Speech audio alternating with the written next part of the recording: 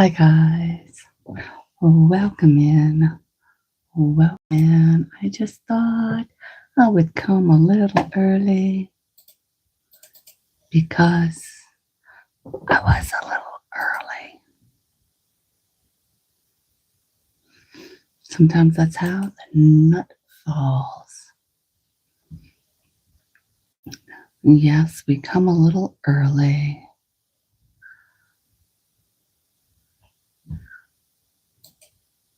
Hope everybody is having a fabulous day. Man,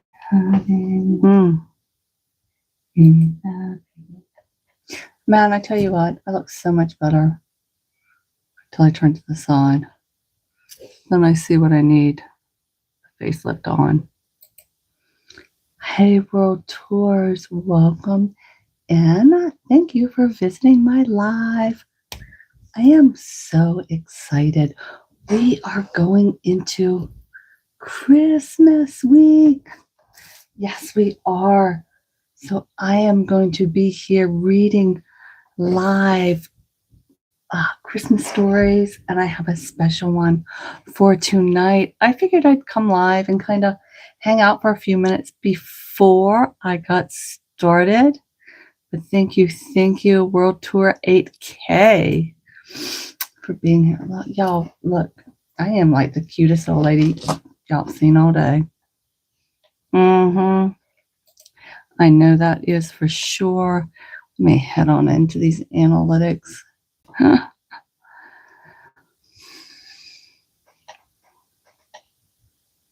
So I am really excited. Hey, Patrick, my darling love. Thank you for all the support, always and forever. And forever and always, you are just the best. I'm going to go ahead and see if I can get anything to come up. Probably not, but we'll see what happens, right? I think I have the community guidelines on 5 minutes. If not, I'm going to pop over and fix it so that is what it is. Because I'll be live and reading, I won't necessarily be able to check the chat. So, yeah, that is what I shall do. I'm really excited about tonight.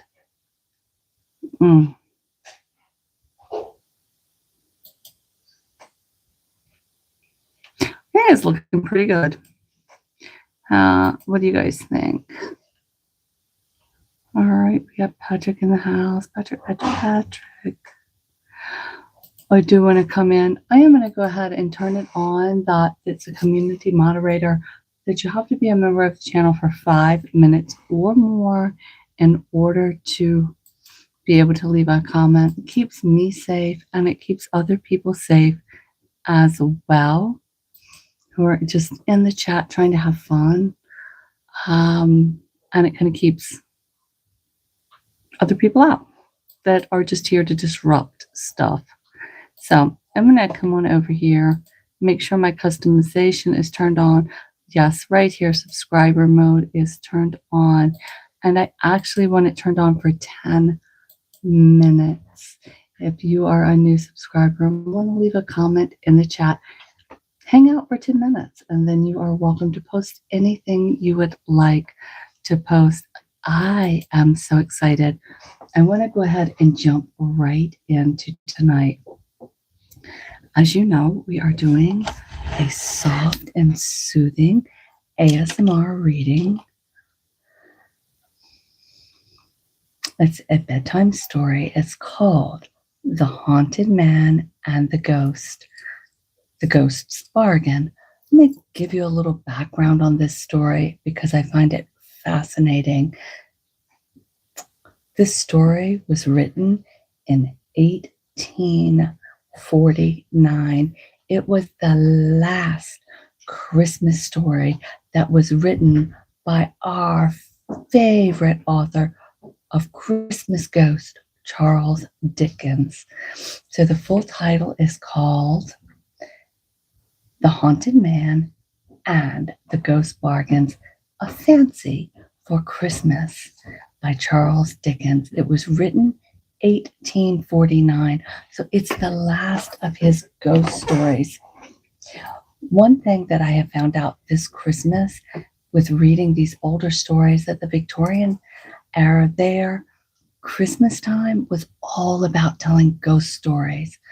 So let us see what this is about. Now, I just want to read off some of these because there are other things that I haven't necessarily read by Charles Dickens that I might read. One is A Christmas Carol in prose, being a ghost story for Christmas. Okay, we all know A Christmas Carol. Then the next story by Charles Dickens is another one called The Battle of Life, a love story. I've never read that one. And then there's another one called The Chimes, a goblin story of some bells that ring an old year out and a new year in. I want to read that on Christmas Eve. I'm going to find it. So you guys come with me Christmas Eve and we will read that story. And The Haunted Man. So that's what we're getting ready to read now. Life and Adventures of Martin Chuzzlewit is another one. Anyway, here we are. We are going to get started. Thank you all for being here with me tonight. I hope everybody is in a comfortable place to listen to our Christmas tale. Here we go. Marley's licking. Stop. Let's get a sip and we'll jump right in.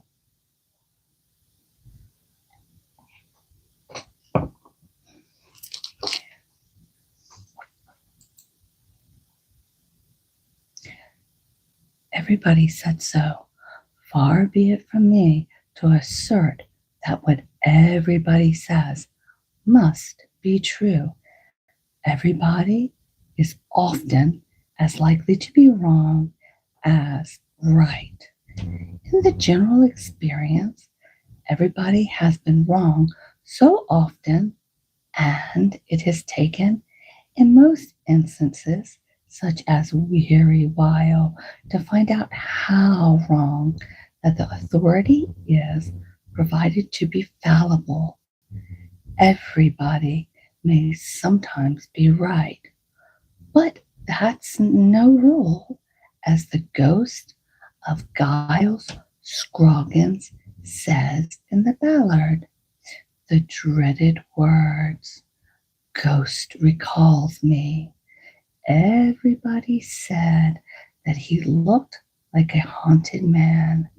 The extent of my present claim for everybody is that they were so far right. He did. Who could have seen his hollow cheek, his sunken brilliant eyes, his black attired figure, indefinitely grim, although well knit and well proportioned, his grizzled hair hanging like tangled seaweed about his face, as if he had been through his whole life a lonely mark for the chafing and beating of the great deep of humanity, but might have said he looked like a haunted man.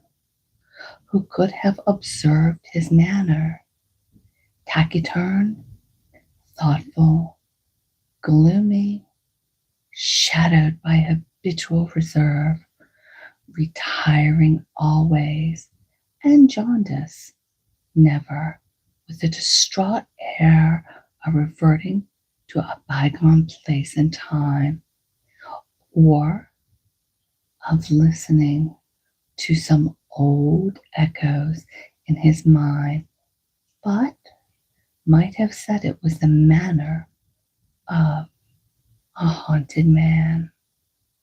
Who could have heard his voice, slow speaking, deep and grave, with the natural fullness and melody in which he seemed to set himself against and stop, but might have said it was the voice of a haunted man who that had seen in his upper chamber part library, part laboratory, for he was, the world knew, far and wide a learned man in chemistry, and a teacher on whose lips and hands a crowd of aspiring ears and eyes hung daily, who that had seen him there upon a winter night, alone, surrounded by his drugs and instruments and books, the shadow of his shaded lamp, a monstrous beetle on the wall, motionless among a crowd of spectral shapes, rised there by the flickering of the fire upon the quaint objects around him. Some of these phantoms, the reflections of glass vessels that held liquid, trembling at the heart, like things that knew his power to uncombine them and to give back their competent parts to fire and vapor, who had seen him then, his work done, and he pondering in his chair before the rusted grate and the red flame, moved his thin mouth as if in speech, but silent as the dead, would not have said that the man seemed haunted, and the chamber too, who might not, by very easy flight of fancy, have believed that everything about him took this haunted tone, and that he lived on haunted ground.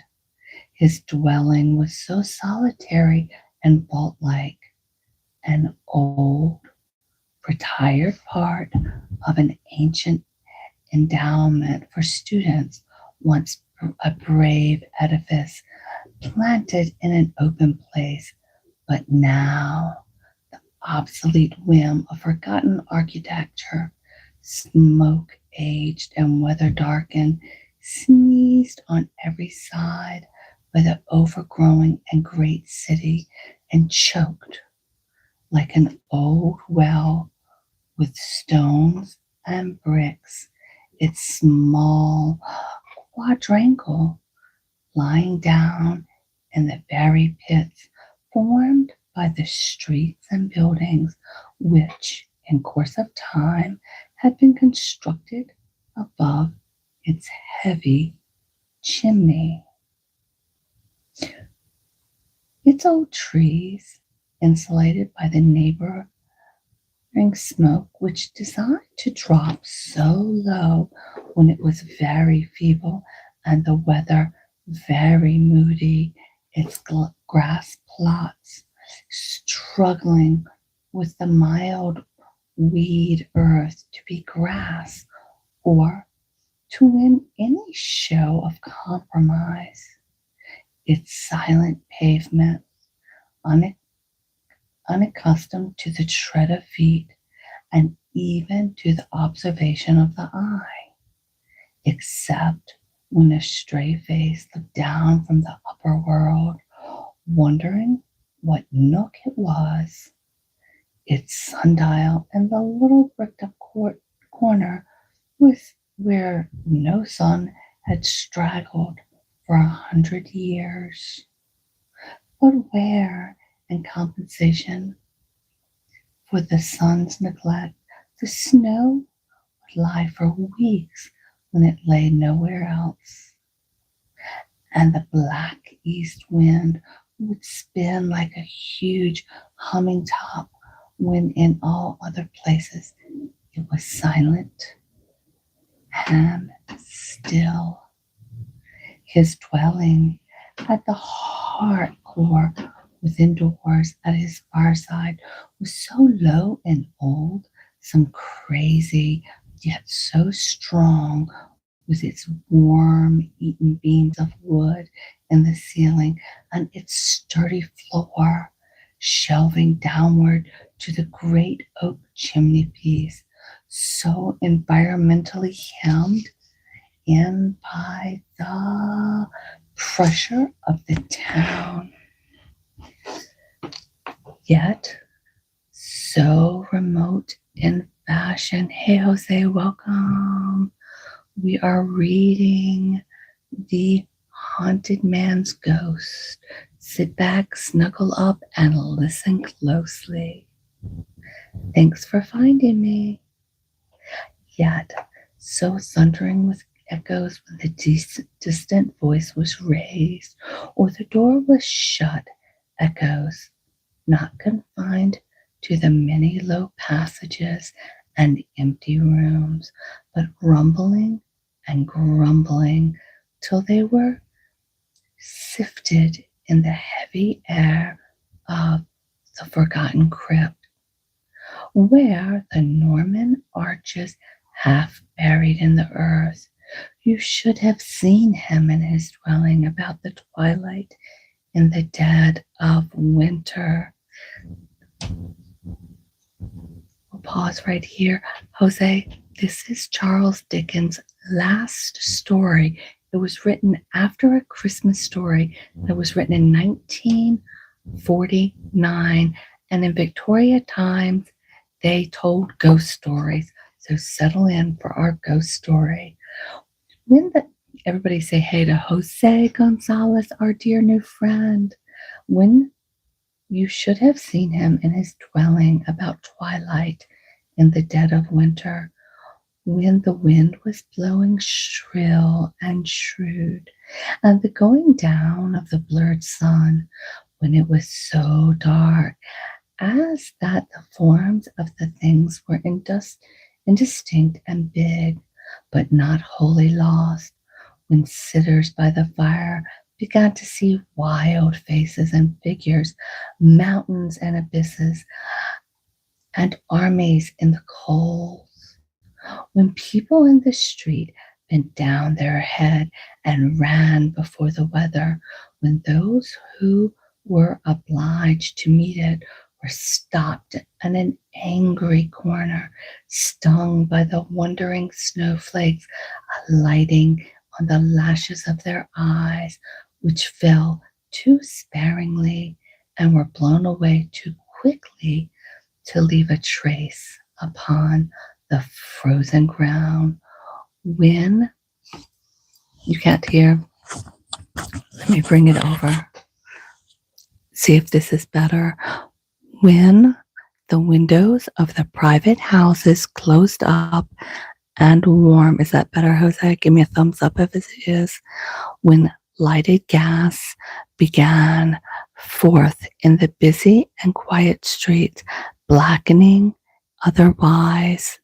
Okay, when stray pedestrians shivered along the ladder, looking down at the glowing fires in the kitchen and sharpening their appetites by sniffing up the fragrance of whole miles of dinner, when travelers by land were bitter cold and looked weary on gloomy landscapes, rustling and shuddering in the blast, when mariners at sea outlay upon icy yards were tossed and swung above the howling ocean dreadfully, when the lighthouses on rocks and headlands shone solitary and watchful, and benign seabirds abreast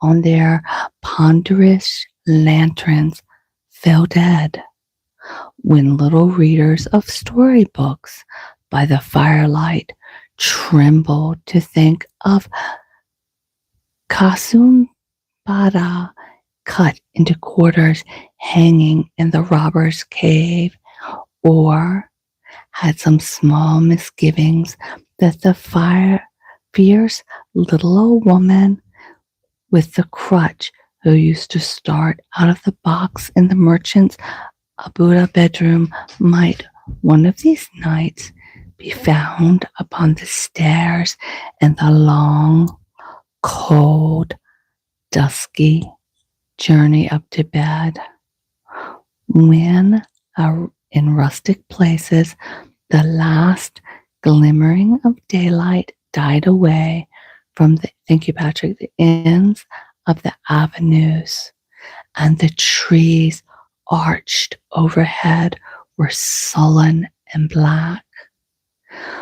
When in parks and woods the high wet fern and sodden moss and beds of fallen leaves and trunks of trees were lost to the view in masses of impenetrable shade, when mist rose from the dike and fern and river, when lights in the old hall and cottage windows were a cheerful sight. When the mill stopped, the wheelwright and the blacksmith shut their workshops, the turnpike gate closed, the plow and burrow and harrow were left lonely in the fields, the laborers and teams went home, and the striking of the church clock. I lost my place.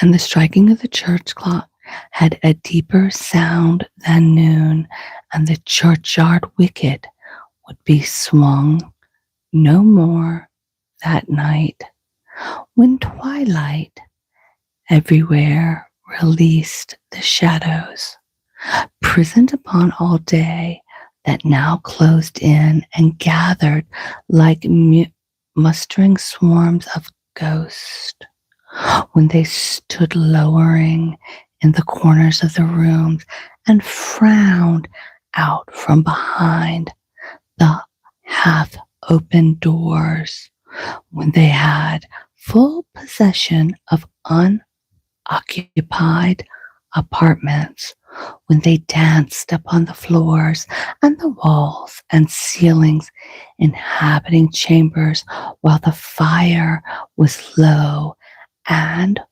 withdrew like the ebbing waters when it sprang into a blaze, when they fascinatedly mocked the shapes of the household objects, making the nurse an ogress or the rocking horse a monster, the wondering child half scared, half amused, a stranger to itself, the very tongs upon the hearth, a straddling giant with his arms akimbo, eventually smelling the blood of an Englishman and wanting to grind people's bones to make his bread, when these shadows brought into the minds of older people other thoughts and shadows from different images, when they stole from their retreat in the likeness of the forms and faces of the past, from the grave, from the deep, deep gulf where the things that might have been and never were are always wandering. Yes, it is scary. When at last, as always mentioned, gazing at the fire, when it rose and fell, the shadows went and came, when he took no heed of them, with his boldly eyes, but them come or let him go, looked fixedly upon the fire.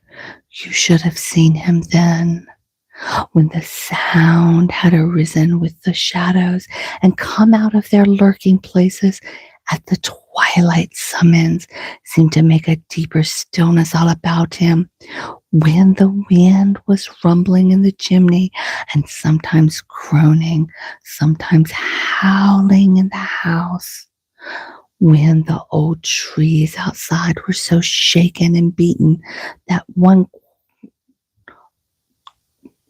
shivers in the old rook, unable to sleep, protested now and then in a feeble, dozy, high up caw, caw, when at intervals the windows tremble, the rusty vane upon the turret top complained, the clock beneath it recorded another quarter of an hour was gone, and the fire collapsed and fell in with a rattle. Probably. When a knock came at his door, in short, he was sitting so, and it roused him. "Who's that?" he said. "Come in, come in." Surely there had been no figure leaning on the back of his chair, no face looking over it. It was certain that no gliding footsteps touched the floor. Oh, thank you. As he lifted up his head with a start and spoke, and yet there was no mirror in the room on whose surface his own face could form, or could have cast a shadow for a moment, and something had passed darkly and gone. "I am humbly fearful, sir," said a fresh, colored, busy man, holding the door open with his foot for the admission of himself and a wooden tray he carried, and letting it go again by a very gentle and careful degrees when he and the tray had got in, lest it should close noisily. "That is a good bit past the time tonight, but Miss Williams has been taken off her legs so often by the wind. I've heard it rising." "By the wind, sir? That is a mercy. She got home at all?" "Oh, sir, yes, it was by the wind. Mr. Redlaw, by the wind." He had by this time put down the tray for dinner, and was so employed in lighting the lamp and spreading a cloth at the table from his employment, he desired in a hurry to stir and feed the fire, and then resume it. The lamp he had lit, and the blaze with its blaze that rose under his hand so quickly changed the appearance of the room, that it seemed as if the mere comforting in its fresh red face, active manner had made the pleasant alterations. "Mrs. Williams is, of course, subject to any time, sir, to be taken off her balance by the elements. She is not formed superior to that." "No," returned Mr. Redlaw, good-naturedly, thoughtfully observed. "No, sir. Mr. Williams may be taken off her balance by earth. As, for example, last Sunday week, when sloppy and greasy, and she going out to tea with her newest sister-in-law, and having pride in herself, and wishing to appear perfectly spotless, Though pedestrian, Mrs. Williams may be taken off her balance by air, as being once overpersuaded by a friend to try a swing in picking him fair, which acted to her constitution instantly like a steamboat. Mrs. Williams may be taken off her balance by fire, as on a false alarm of the engines at her mother's when she went 2 miles in the nightcap. Mrs. Williams, thank you, Jose, may be taken off her balance by Walter, as at Battersea, when rowed into the piers by her young nephew Charlie. Mrs. Williams sounds like a hot little number. Junior, age 12, which had no idea of the boat whatsoever, but these are elements. Mrs. Williams must be taken out of the elements for the strength of her character to come into play. As he stopped for a replay, the replay was, "Yes," in the same tone as before. "Yes, sir. Oh, dear, yes, sir," said Mr.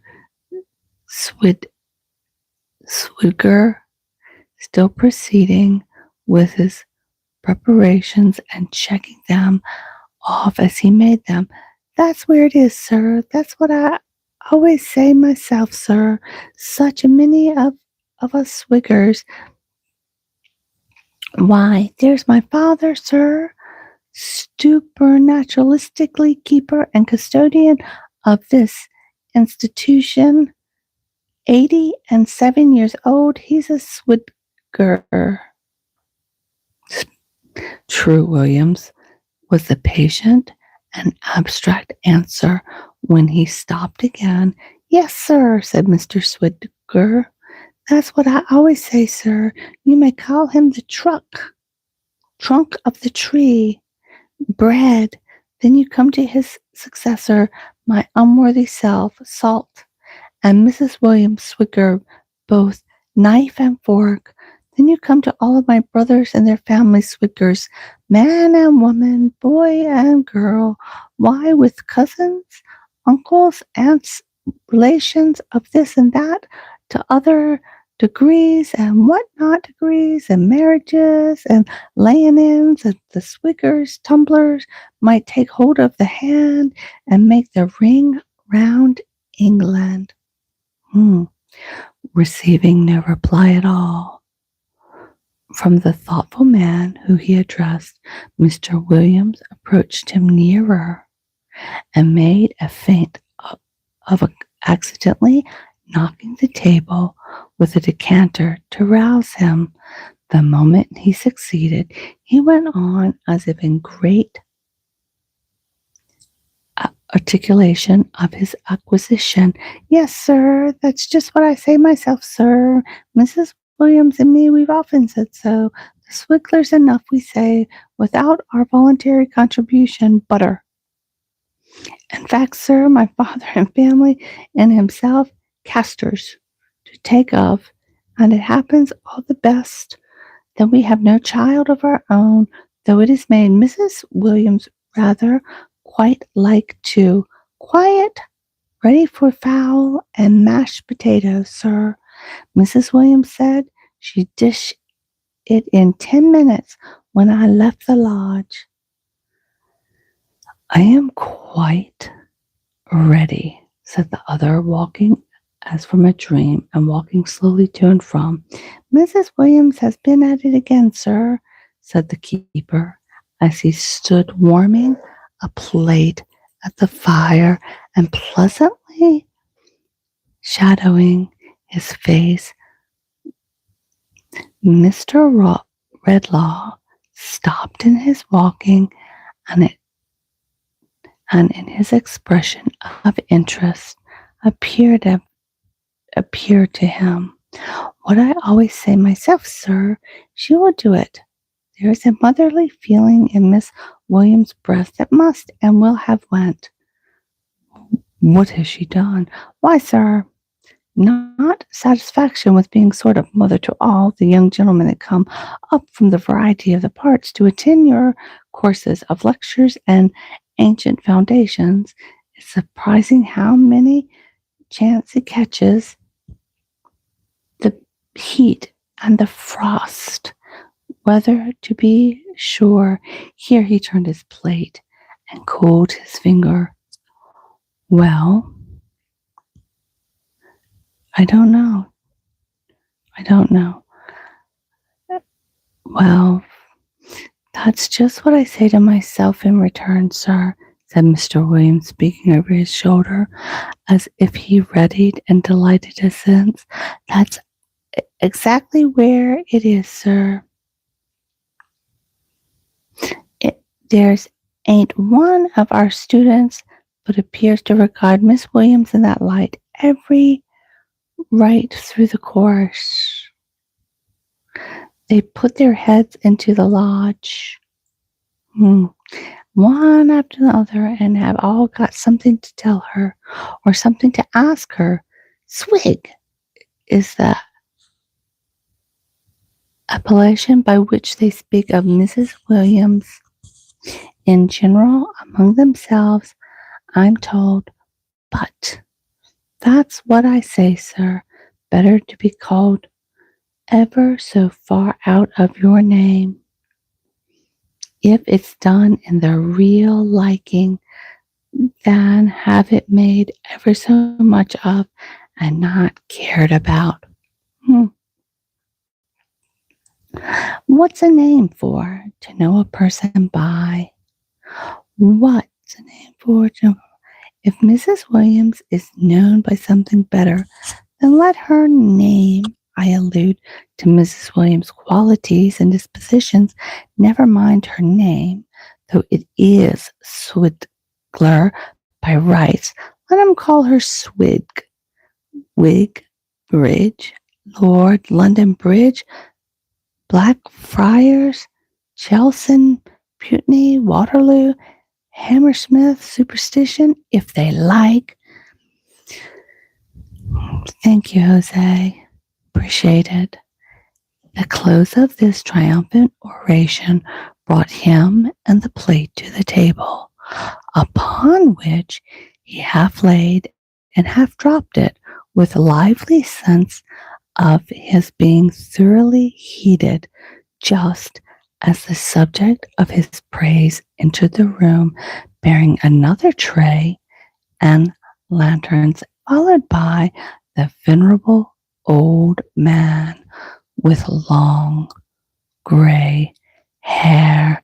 Mrs. Williams, like Mr. Williams, was a simple, innocent-looking person whose smooth cheeks and cheerful red of her husband's official waistcoat was very pleasantly repeated, but whereas Mr. Williams' light hair stood on end all over his head and seemed to draw his eyes up with it in an excellent bustling readiness for anything, the dark brow of Mrs. Williams was carefully smoothed down and waved away under a trim, tidy cap. Nope, you didn't come too late. In the most exact and quiet manner imaginable, whereas Mr. Williams' very trousers hitched themselves up at the ankle as if it were not in their iron gray nature to rest without looking about them.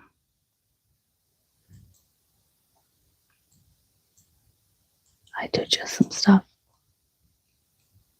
Mrs. Williams' neatly flowered skirt, red and white like her pretty face, was composed and ordinary, as if the very wind that blew so hard out of doors could not disturb one of their folds whereas his coat had something of a flyaway, half-open appearance, and the collar and breast, her little bodice was so placid and neat that there should have been a protection for her in it had she needed any with the roughest people. Who could have had the heart to make so calm a bosom swell with grief, or throb with fear, or flutter with a thought of shame? To whom would it repose and peace have not appealed against disturbance like the innocent slumber of a child? Punctual, of course, Milly, said her husband, relieving her of the tray, or it wouldn't be you. Here's Mrs. Williams, sir. He looked lonelier than ever tonight, whispering to his wife as he was taking the tray, and ghostlier altogether, without any show of hurry or noise, or any show of herself even. She was so calm and quiet. Milly set the dishes as she had brought upon the table. Mr. Williams, after much cluttering and running about, having only gained possession of butterboat of gravy, which he stood ready to serve. What is the old man has in his arm? Asked Mr. Redlaw as he sat down to his solitary meal. Holly, sir, repeated the quiet voice of Milly. That's what I say myself, sir, interposed Mr. Williams, striking in with the butterboat. Kind of funny. Berries is so seasonable this time of year. Brown gravy. Another Christmas came, another year gone, murmured the chemist with a gloomy sigh.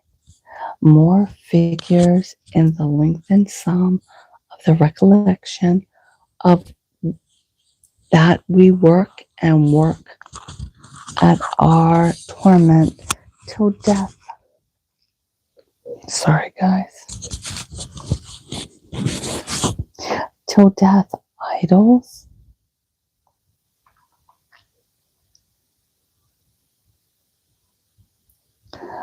Jumbles all together and rubs all out. So, Philip, breaking off and raising his voice, he addressed the old man, standing apart with his glistening burden in his arms, from which the quiet Mrs. Williams took a small branch, which she noiselessly trimmed with her scissors and decorated the room. With her aged father-in-law looked on, much interested in the ceremony. You are right on time, Jose. My duty to you, sir, returned the old man, should have spoken before, sir, but know your ways, Mr. Redlaw, proud to say, and wait till spoken to. Merry Christmas, sir, and Happy New Year, and many of 'em. Have a pantry, many of 'em myself, ha ha, and may take the liberty of wishing 'em I'm 87. Have you had many that were merry and happy? Asked the other. Aye, sir, ever so many, returned the old man. Is his memory impaired with age? It is to be expected now, said Mr. Redlaw, turning to his son and speaking lower. Not a morsel of it, sir, replied Mr. William. That's exactly what I say myself. There never was a memory of my father's. He's the most wonderful man in the world. He didn't know what forgetting means.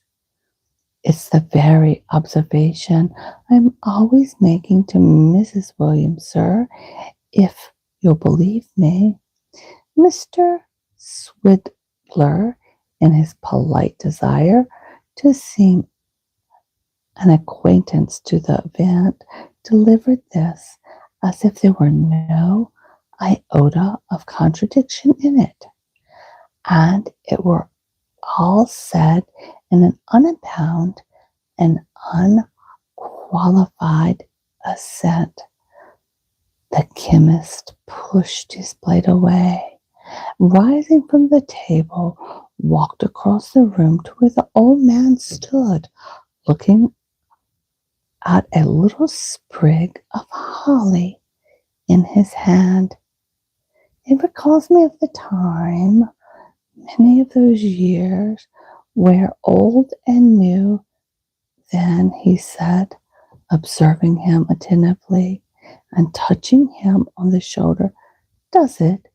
Oh, many, many, said Philip, half awakening from his reverie. I am 87. Merry and happy was it, said the chemist in a low voice. Merry and happy, old man. Maybe as high as that, no higher, said the man, holding out his hand in a little way above the level of his knee, and looking retrospectively at it, his questioner.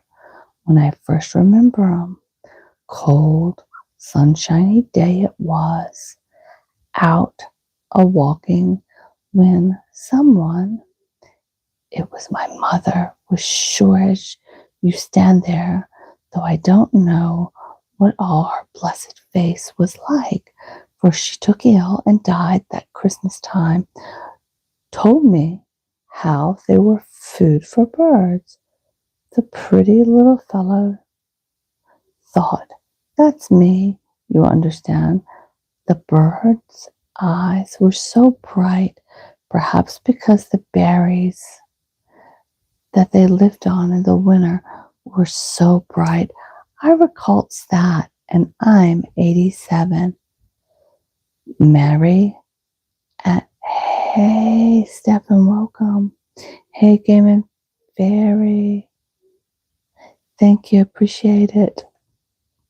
We are reading tonight Charles Dickens' last Christmas ghost story. It was written in 1849, and it's called A Haunted Man's, a Haunted Man's Ghost, something. It's in the description. All right, let's continue. It's good to see you, Game and Fairy, and you too, Seven. I saw you live today. I was in the bush for just a second though. But I'm going to go back and watch it. Thanks for being here, guys. All right. So, Merry and Happy. So, this is his last Christmas ghost story. And in the description, I explain all about Victorian ghost stories at Christmas time. Who knew? That's when they wrote them. All right. Merry and Happy meets the other, bending his dark eyes upon the stooping figure with a smile of compassion. Merry and happy, and remember well. I, resumed the old man, catching the last word. I remember my school time year after year, and all the merrymaking that used to come along with them. I was strong chap then, Mr. Redlaw, and if you believe me, hadn't my match at football within 10 miles, where my son William Hadn't my match of football, William, within 10 miles. That's what I always say, Father, returned the son, promptly and with great respect. You are a Swidger, if ever there was one in the family. Dear, said the old man, shaking his head, as he again looked at the holly, his mother, my son Williams, my youngest son, and I have sat amongst them all, boys and girls, little children and babies, many a year, when the berries like these were not shining half so bright all around us as their bright faces. Many of them are gone. She's gone. My son George, our eldest, who is her pride more than all the rest, is fallen very low. But I can see them when I look here, alive and healthy as they used to be in those days. And I can see him, thank God, in his innocence. It's a blessed thing to me at 87. The keen look that had been fixed upon him with so much earnestness, had gradually sought the ground. When my circumstances got to be not so good as formerly, though in not being honestly dealt by, and I first came here to be custodian, said the old man, which was upwards of 50 years ago. Where's my son William? More than half a century ago, William. That's what I say, Father, replied the son promptly and dutifully as before. That's exactly where it is. 2 times ought and twice 5 10. There's 100 of 'em. It's just quite a pleasure to know that one of our founders, or more correctly speaking, said the old man with great glory in his subject and the knowledge of it, one of the learned gentlemen that helped endow us as in Queen Elizabeth's time, for we were founded afore her day, left in his will, among the other bequests he made us, so much to buy holly for garnishing the walls and windows come Christmas. There was something homely and friendly in it, but being but strange here then, and coming at Christmas time, we took a liking for this very picture. Our 10 poor gentlemen commuted for an annual stipend of money, our great dinner hall, a sedate gentleman in a peaked beard with a ruffle around his neck and a scroll below him in old English letters, Lord, keep my memory green. You know all about him, Mr. Redlaw. I know the portrait hangs there, Philip. Yeah, sure. It's the second one on the right above the paneling. I was going to say he was helped to keep he was going to say he has helped to keep my memory green. I thank him for going around the building every year, as I am doing now, and freshening up the bare rooms with these branches and berries, freshened up my bare old brain. One year brings back another, and another, and there's another. At last, it seems to me, the birth of time of our Lord was the birth of time of all I've ever had affection for, or mourned for, or delighted in, as they a pretty many. For I am 87 years old. Merry and happy, murmured Redlaw to himself.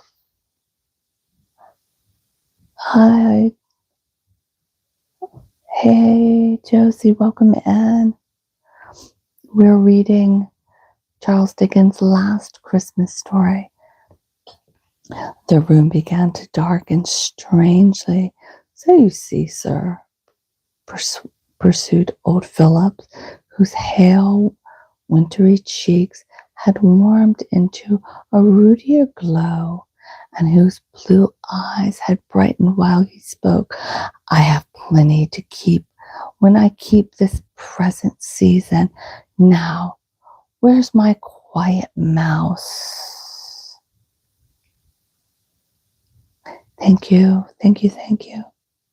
Chattering the sin of my time of life, and half a building to do yet, if the cold could not freeze us first, or the wind didn't blow us away, or darkness didn't swallow us up. The quiet mouse had brought her calm face to the side, and silently taking his arm before he finished speaking, "Come away, my dear," said the old man. "Mr. Redlaw won't settle to his dinner otherwise till as cold as the winter. I hope you'll excuse me rambling on, sir, and I wish you a good night, and again a merry stay," said Mr. Redlaw, resuming his place at the table. More, it would have seemed from his manner to resemble the old keeper than in any resemblance of his own appetite. "Spare me another moment, Philip. William, you are going to tell me something of your excellent wife's honor. It will be disagreeable to her to hear your. It will not be disagreeable to her to hear your praise. What was it?" "Thank you. Merry Christmas to all." "Why, that's where it is, you see, sir," returned William Swidler, looking towards his wife in considerable embarrassment. Mrs. Williams got her eye upon me. "But you're not afraid of Mrs. Williams' eyes?" Why, no, sir," returned Mr. Swidger. "That's what I say to myself. It was made." Hold on a second, guys.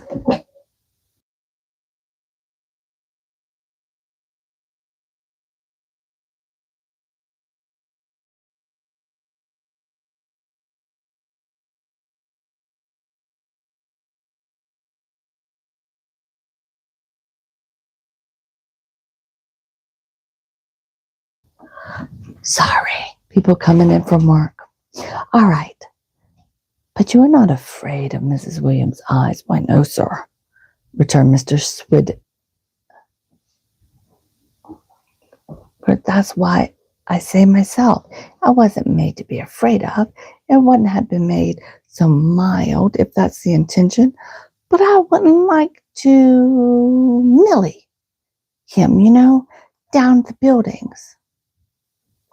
Mr. Williams, standing behind the table and rummaging disconcertingly among the objects upon it, directed persuasive glance at Mrs. Williams, and secret jerks of his head and thumb at Mr. Redlaw, was alluring her towards him. "Him, my love," said Mr. Williams, "down at the buildings. Tell him, my dear, you're the words of Shakespeare in comparison with myself. Down at the buildings, my love. Student." "I don't know," said Millie, with a quiet frankness, free of any haste or confusion, that William had said anything about it, or I would have asked him not to. A sick young gentleman, sir, a very poor, I am afraid, who is too ill to go home this holiday time and lives unknown to any one in but a common enough lodging for a gentleman down in the Jerusalem building. That's all, sir. Well, why have I never heard of him? Said the chemist, rising hurriedly. Why has he not made his situation known to me? Sick? Give me my hat and cloak. Poor? What is his house number? Oh, you mustn't go down there, sir, said Milly, leaving her father-in-law and calmly confronting him with her collected little face and folded hands. Not go there? Oh dear, no, said Milly, shaking her head as at the most manifested and self-evident impossibility. It couldn't be thought of. What do you mean? Why not?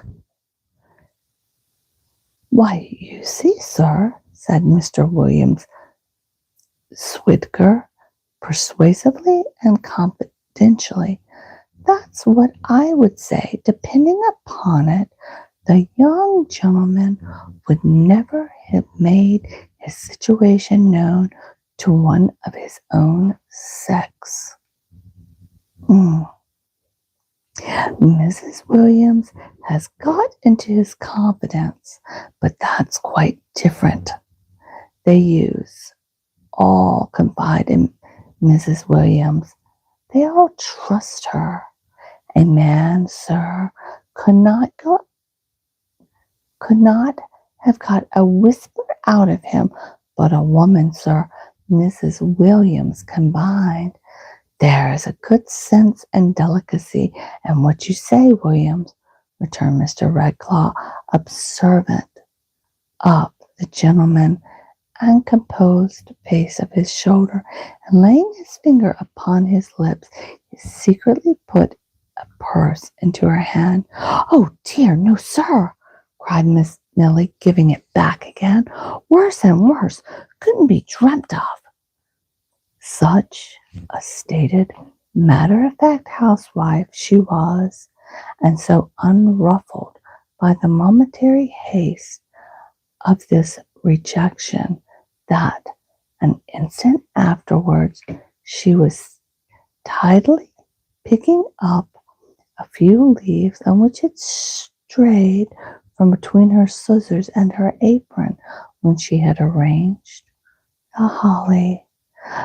Finding when she rose from her stooping posture that Mr. Redlaw was still regarding her with doubt and astonishment, she quietly, repeatedly looked about the while for any other fragments that might have escaped her observation. Oh dear, no, sir, he said, that all of the world he would not be known to you or receive help from you, though he is a student in your class. I have made no terms of secrecy with you, but I trust your honor completely. Why did he say so? Indeed, I can't tell you, sir, said Milly, after thinking a little. Because I'm not all that clever, you know. I wanted to be useful to him in making things neat and comfortable about him and employing myself that way. But I know he is poor and lonely, and I think he is somehow neglected too. How dark it is. What's more about him? Yes, he is engaged to be married when he can afford it, said Milly, and he is studying, I think, to qualify himself to earn a living. I have seen a long time that he has studied hard and denied himself much.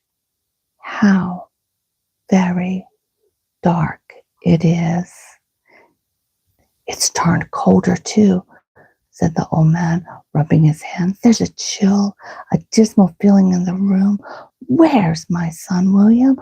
William, my boy, turn the lamp and roast the fire. Millie's voice resumed the quiet, musical, very softly played. He muttered in his broken sleep yesterday afternoon after talking to me. This was her to herself about someone dead and someone great wrong done that could never be forgotten. But, but, whether to him or to another person, I do not know. Not by him, I am sure. And, in short, Mrs. Williams, you see, what she would say to herself, Mr. Redlaw, if she was to stop here till the new year, until after one, said Mr. Williams, coming up to him to speak in his ear, has done some worlds of good. Bless you, worlds of good, all at home just the same as ever. My father made as snug and comfortable, not as a crumb of a litter to be found in the house if you were offered £50 readily money for it. Miss Williams apparently never out of the way. Yet, Mrs. Williams backward and forward, up and down, up and down, up and down, a mother to him. The room turned darker and colder, and the gloom and the shadow gathered behind the chair was heavier. Not content with this, Mrs. Williams goes and finds the very night when she was coming home, why, it is not above a couple of hours ago, a creature more like a young wild beast than a young child shivering upon a doorstep. When does Mrs. Williams do? What does Mrs. Williams do but bring it home to dry it, feed it, and keep it till our old bounty of food and flannel is given away on Christmas morning, if ever a fire before, it is much as it ever did, for it's sitting in the old lodge chimney, staring at ours as if its ravenous eyes would never shut against. It is sitting there at least, said Mr. Williams, correcting himself on reflection, unless it's bolted. Heavens keep her happy, said the chemist aloud. And you too, Mr. Phillips, and you too, Williams. I must consider what to do. I may desire to see this student. I will not detain you longer. Good night. I thank thee, sir, I thank thee, said the old man, for Mouse and for my son William, and for myself. Where's my son William? William, you take the lantern and you go first through them the long dark passages, as you did last year and the year before. Ha ha, I remember, though I'm 87. Lord, keep my memory green. It is a very good prayer, Mr. Redlaw, that of a learned gentleman, and his peaked beard, with a ruffle around his neck, hanging what seems to be right above the angle, and what used before 10 poor gentlemen commuted our great dining hall. Lord, keep my memory green, and very good and pious, sir. Amen, amen. As they passed and shut the heavy door, with very carefully withheld the fire a long train, a thundering reverberation when it shut at last. The room turned darker. As he fell a musing in his chair alone, the healthy holly withered on the wall and dropped dead branches. As the gloom and shadows thickened behind him, in the place where it had been gathering so darkly, it took, by slow degree, or out of it there came some unreal, unsubstantial process, not to be traced by any human sense, but an awful likeness to himself, ghastly, cold, colorless, its leaden face and hands, but with his features and his bright eyes and grisly hair, and dressed in the gloomy shadows of his dress that came into the terrible appearance and existence, motionless, without a sound, as he leaned his arm upon the elbow of his chair, ruminating before the fire.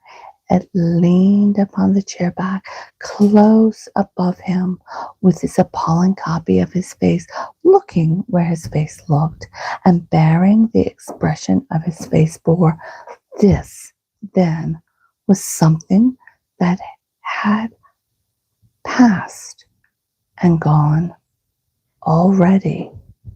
This was the dreaded companion of the haunted man. It took for some moments no more apparent heed of him than he of it. The Christmas waits were playing somewhat in the distance, and through his thoughtfulness it seemed to listen to the music. It seemed to listen to. At length he spoke without moving or lifting up his face. "Here again," he said. "Here again," replied the phantom. "I see you in the fire," said the haunted man. "I hear you in the music, in the wind, in the dead silence of the night." The phantom moved its head, assenting. "Why do you come? To haunt me thus?" "I come as I am called," replied the ghost. "No, unbidden!" exclaimed the chemist. "Unbidden be it," said the spectre. "It is enough. I am here." Hitherto, the light of the fire had shone on the two faces of the dreaded lamentations behind the chair, might be called a face, both addressed towards it as the first, neither looking at it or towards the other. But now the haunted man turned suddenly and stared at the ghost. The ghost, as suddenly in its motion, passed before the chair and stared at him. The living man, the animated image of himself dead, might so have looked, the one upon the other, an awful survey in a lonely, remote part of an empty old pile of a building on a winter night, with the loud wind going by upon its journey of mystery, whence or whither no man knowing since the world began, and the stars, the unimaginable millions glittering through it from the eternal space, were the world's bulk, as if a grain, and its hurrah age is infancy. "Look upon me," said the spectre. "I am he neglected my youth and miserably poor, who suffered and still strove and suffered until I hewed and acknowledged from mine where it was buried amid rugged steps. Therefore, my worn feet to rest and rise on. I am that man," returned the chemist. "No mother's self-denying love persuaded the phantom. No father's counsel aided me. A stranger came to my father's place when I was but a child, and I was easily an alien from my mother's heart. My parents, at the best, were of sorts whose care soon ends, and whose duty is soon done, who cast their offspring loosely, early, as the birds do to theirs. And if they do well, claim their merit, and if ill, the pity. It paused and seemed to timid and goad him with its look, with the manner of its speech, and with its smile. I am he, pursued the phantom, who in this struggle upward found a friend. I made him, won him, bound him to me. We worked together side by side. All the love and confidence that in my early youth had no outward expression, I bestowed upon him. Not at all. Not at all. I had a sister.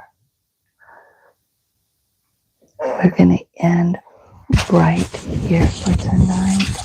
Oops, sorry guys. Thank you all for joining me tonight. Come back tomorrow. This is Charles Dickens' last Christmas story. It is The Haunted Man and the Ghost.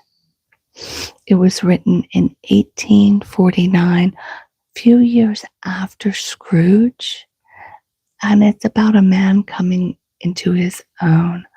So we are not even halfway through this book. This book was written with double